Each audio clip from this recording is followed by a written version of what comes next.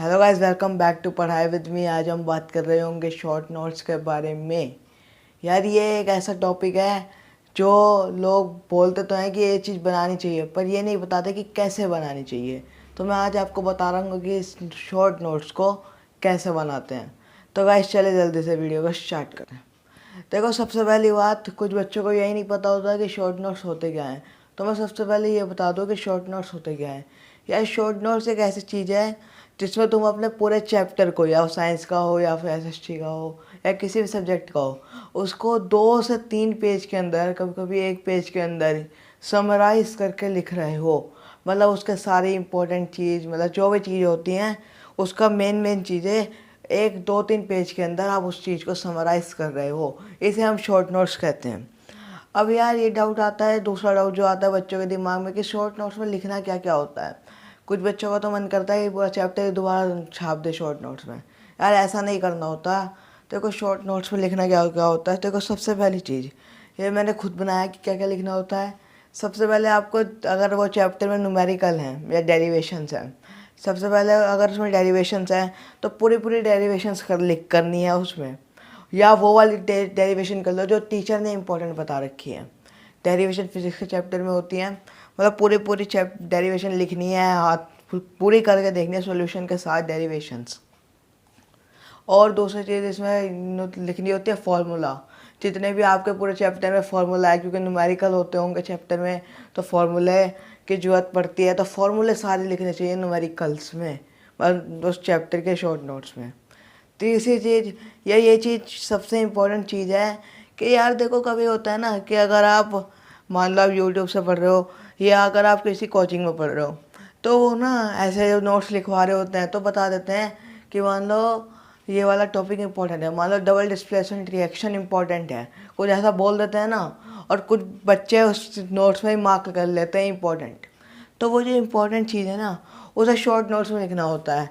उस पूरे को सोल्यूशन के साथ नहीं उठाना, वरना तो बहुत ज़्यादा हो जाएंगे। तुम्हें ऐसा करना है, मान लो डबल डिस्प्लेसमेंट रिएक्शन इंपॉर्टेंट है, तो तुम्हें डबल डिस्प्लेसमेंट रिएक्शन सिर्फ लिखना है इतना, सिर्फ इतना लिखना है नोट्स में, शॉर्ट नोट्स में। मतलब खाली हेडिंग डालनी है, मतलब उसका आंसर नहीं डालना।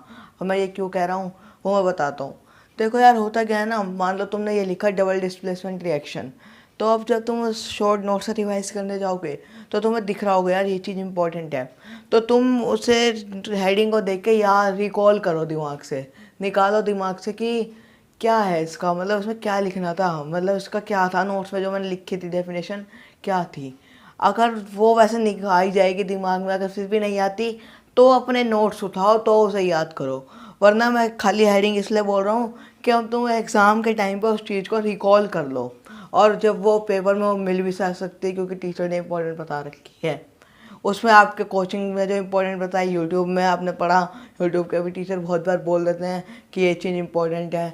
और कुछ अगर आप के स्कूल में बताया गया है कि ये चीज़ इंपॉर्टेंट है, तो उसे भी आप उसमें डाल रहे होगे। उसके बाद स्टेशनरी कौन सी यूज़ करनी है। स्टेशनरी यार मैं तो सिंपल बताता हूँ, रजिस्टर लो, रजिस्टर को पिन पेज लो, रजिस्टर का पिन पेज पता है ना, A4 साइज रजिस्टर लो, पिन पेज लो, और ब्लैक एंड वाइट पेन लो, आपके जो ब्लैक एंड ब्लू पेन होते हैं वो लो, और लिखना शुरू कर दो उन दो से। इससे ज़्यादा की कोई नीड नहीं है कि इससे ज़्यादा तुम कलरफुल कर रहे हो, उसे रहने दो, उसे रहने ही दो। और यार तीसरा डाउट जो आता है वो आपका आता है कितने पेज के होने चाहिए, जो आपके शॉर्ट नोट्स हैं वो कितने पेज के होने चाहिए। देखो यार, कितने पेज का डाउट मैं आपको ऐसे क्लियर करता हूँ, जो आपके मेन नोट्स हैं वो कितने पेज के होंगे, कम से कम 20 पेज तक के तो होंगे, 20-21 पेज के। अब उनको हम समराइज़ कर रहे हैं तो दोबारा से 20-21 पेज तो लिखने नहीं है, तो हम उसे लिखेंगे हद से हद 2 से 3 पेज के अंदर, मैक्सिमम 4 पेज के अंदर। 4 पेज से ऊपर आपको जाना नहीं चाहिए। या तो कोई कोई चैप्टर जो छोटे होते हैं उनको 1 पेज में ही ख़त्म कर दो, हद से हद 2 पेज, 3 पेज या 4 पेज। 4 पेज से ऊपर आपके शॉर्ट नोट नहीं जाने चाहिए, वरना ऐसा फील आएगी कि वो दोबारा से आपने नोट्स बना दिए हैं। और नोट्स को ना थोड़ा छोटा छोटा लिखोगे ना तो समराइज़ भी हो रहे होंगे 3-4 पेज में। जो नहीं है इतना बड़ा बड़ा लिखना है, और दिक्कत हो भाई, इतना भी छोटा ना लिखना कि समझ ही ना आए लिखा क्या है। अब मैं आपको बताता हूँ शॉर्ट नोट्स में तब से बात कर रहा हूँ इतनी देर से, शॉर्ट नोट्स की इंपॉर्टेंस क्या है। देखो, शॉर्ट नोट्स की इंपॉर्टेंस बताता हूँ। जब तुम एग्ज़ाम में आ गए, तुम्हारे एग्ज़ाम से तुम मान लो 3 दिन का गैप है एग्ज़ाम में, तुमने पहले 3 दिन तो मतलब 2-3 दिन ये निकाल, पहले 3 दिन में अब तुमने उठाई, एनुअल एग्ज़ाम का टाइम है, 15-15 चैप्टर आ रहे हैं पूरी साइंस में। अब तुमने उठाई अपनी नोट्स की किताब, जो आपने पूरे साल बैठ के नोट्स बनाए, शॉर्ट नोट्स की बात नहीं कर रहा, जो आपने पूरे साल नोट्स बनाए हैं भाई, जब वो देखोगे ना तुम, मान के चलता तुम्हारा हर चैप्टर 10 पेज का बन रहा है, तो 150 पेज तुम 3 दिन में नहीं रिवाइज कर सकते। तो इसका सोल्यूशन यही था कि आप शॉर्ट नोट्स बनाओ, शॉर्ट नोट्स को समराइज कर लो ना, एक पूरे मतलब एक उसमें आपके शॉर्ट नोट्स को एक 2 दिन पेज में समराइज कर लो, तो आपके अगर 30 पेज बनेंगे कुल पूरे साइंस के, अगर मैं 15 में 2 पेज अगर आप हर चैप्टर के ही बनाते हो तो 30 पेज में आपकी पूरी साइंस ख़त्म हो रही होगी। तो यार कितना सही लगता है ना, 30 पेज में जब आपकी पूरी साइंस आपके पास बनी पड़ी है, आप उससे पढ़ोगे तो जल्दी रिवाइज हो रहा होगा, क्योंकि पूरे पूरे जो आपके 150 पेज के नोट्स हैं वो नहीं याद होते। तो फिर अब ये लगता है बच्चों के यार फिर वो क्यों बनाए जब ये एग्ज़ाम टाइम पे ये काम आ रहे हैं, वो यार इसलिए बनाए हैं, मान लो आपके कोई यूनिट टेस्ट आ गया, एकदम से कोई टेस्ट आ गया, तो उसमें शॉर्ट नोट्स की ज़रूरत नहीं पड़ती, उसमें तो आप तुम एक एक चैप्टर ही होता है तो उसमें निकाल सकते हो उसमें से। और साथ ही यार नोट्स बनाने बहुत इंपॉर्टेंट है, उनको तुम रेगुलरली रिवाइज तो करते रहोगे, रेगुलरली अगर शॉर्ट नोट्स रिवाइज करोगे तो यार अगर पेपर में शॉर्ट नोट्स के अलावा कोई क्वेश्चन आ गया तो तुम कर ही नहीं पाओगे, अगर तुमने सिर्फ शॉर्ट नोट्स बना रखे हैं। इसलिए प्रॉपर नोट्स बनाओ। कभी कभी होता है कि कोई ऐसा क्वेश्चन देते हैं जो अनएक्सपेक्टेड हो, बहुत कम होता है पर कभी कभी हो जाता है, अनएक्सपेक्टेड क्वेश्चन आपके पेपर में आ रहा है, तो वो किससे कवर हो रहा होगा, वो आपके नोट्स से कवर हो रहा होगा। तो नोट्स को रेगुलरली रिवाइज करो, एग्ज़ाम टाइम पे आप अपने शॉर्ट नोट्स से रिवाइज करो। यार ये चीज़ मुझे आपको बतानी थी। और हाँ, एक चीज़ मुझे और बतानी थी कि जो आपके शॉर्ट नोट्स हैं उसमें आप अगर ये भी चीज़ कर सकते हो, वो आपकी मर्ज़ी है। मान लो आपने कोई न्यूमेरिकल सॉल्व करा, मान लो एक लेंस फार्मूला मिरर फार्मूला का न्यूमेरिकल है, बिल्कुल सीधा सीधा न्यूमेरिकल है, पर कोई ऐसा न्यूमेरिकल आया जो बहुत ट्रिकी है, जिसमें कोई कंसेप्ट लग रहा है अलग सा, और वो कंसेप्ट बिना लगाए और न्यूमेरिकल सॉल्व नहीं हो सकता, बात समझ रहे हो। तो उस न्यूमेरिकल को आप अपने शॉर्ट नोट्स में कर सकते हो सोल्यूशन के साथ, और वो इम्पोर्टेंट भी होगा, क्योंकि अलग सा जो कंसेप्ट लगता है तो वो इम्पोर्टेंट होता है। तो आप उसको जब अलग से कर रहे होगे ना शॉर्ट नोट्स में, तो आपको समझ आ रहा होगा कि न्यूमेरिकल अलग वाला था, वो वाले तो समझ आ गए कि वो वाले तो सिंपल फार्मूला लग के होंगे, पर इसमें फार्मूला के साथ कोई ट्रिक है जो मुझे देखनी पड़ेगी। तो ये चीज़ आपको देखनी होगी कि वो चीज़ भी आप उसमें डाल सकते हो।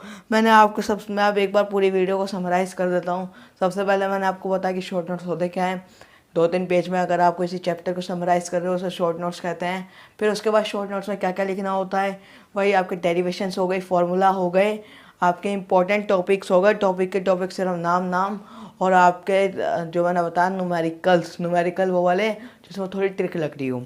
अब स्टेशनरी कौन सी यूज़ करनी है, आपके जो पिन पेज होता है वो लो हैं, और आपके ब्लैक ब्लू पेन लो, इससे ज़्यादा की नीड नहीं है। साथ ही एक स्केल ले लेना, कभी कभी कहीं लाइन खींचनी पड़ जाए तो। और जो आपके नोट्स बनेंगे ना उनको ऐसे लिखना है कि पूरा पेज भर जाए, ये नहीं कि आप बिल्कुल ऐसे लिख रहे हो सजा के। अरे यार सजा के लिख के करोगे क्या, तुमने इस साल पढ़ने अगले साल तुम्हारे वो किसी काम के नहीं रहेंगे। कभी कभी अगर 11th-12th में अलग बात होती है, पर 2 साल बाद 11th-12th में भी काम नहीं रहेंगे, अगर आप जेई नीट दे रहे हो तो उसमें भी आपके बाद 12th के बाद काम नहीं रहेंगे। तो देखो यार, इसीलिए तुम्हें ना उसे बिल्कुल ऐसे ही लिखना है जैसे, तो तुम खुद देख रहे हो ना, किसी को दिखाने थोड़ी हैं, तो सजा के लिखोगे, बिल्कुल जैसे लिखना है वो आपकी मर्जी है। तीसरा पॉइंट यार, ये कितने पेज के होने चाहिए यार, 1 2 3 4 पेज से ऊपर आपसे लिमिट है, इससे ऊपर नहीं जाना चाहिए। Minimum 1 page, maximum 4 page, 4 page से ऊपर नहीं जाने चाहिए। और फिर इसके बाद आपका मैंने बताया एग्ज़ाम टाइम पे शॉर्ट नोट्स की इंपॉर्टेंस क्या होती है। शॉर्ट नोट्स की इंपॉर्टेंस यार यही होती है कि उस टाइम पे आप अपने बड़े बड़े नोट्स के जो पेजेस होते हैं वो रिवाइज नहीं कर सकते, इसीलिए इन सबको एक चैप्टर को समराइज़ करके हम शॉर्ट नोट्स में पढ़ रहे होते हैं। और इसके बाद यार ये बताया कि मैंने शॉर्ट नोट्स बना तो लेता हूँ, फिर ऐसा लगता है कि आपके जो पुराने नोट्स बने हुए हैं वो बेकार होते हैं, वो उनका किसी काम का नहीं है, वो ना बनाओ। वो भी मैंने आपके सामने डिस्कस कर दिया। यार ये सारी पॉइंट मुझे आज आपके साथ डिस्कस करने थे। अगर आपको वीडियो अच्छी लगी हो तो वीडियो को लाइक करें, चैनल को सब्सक्राइब कर दें। साथ ही मैं साइंस के सारे नोट्स आपको इस चैनल पे प्रोवाइड कर रहा हूँ, और कुछ टाइम बाद, अभी नहीं पर कुछ टाइम बाद मैं बना रहा हूँ उस चीज़ को, वो कुछ सरप्राइज़ है आपके लिए। मैथ्स का भी सारा कंटेंट ले आऊँगा मैं, तो गाइस वो भी आ जाएगा जल्दी ही, इसलिए चैनल को सब्सक्राइब कर दें। और अगर कोई डाउट हो आपके दिमाग में, मुझे इंस्टाग्राम पे फॉलो कर सकते हैं, वहाँ पे डीएम कर दें, आपको थोड़ी देर में वहाँ पर रिप्लाई मिल रहा होगा। साथ ही टेलीग्राम ग्रुप ज्वाइन कर लें, वहाँ पर मैं सारी इंपॉर्टेंट इन्फॉर्मेशन डालता रहता हूँ। और अगर कोई वैसे अलग सा डाउट है तो आप कमेंट बॉक्स में भी डाल सकते हैं, और अगर कोई पर्सनल डाउट है तो आप इंस्टाग्राम पे पूछ सकते हैं। तो बस गाइस, मुझे आपको सारी यही इन्फॉर्मेशन देनी थी। गाइस चलिए चलते हैं, गुड बाय।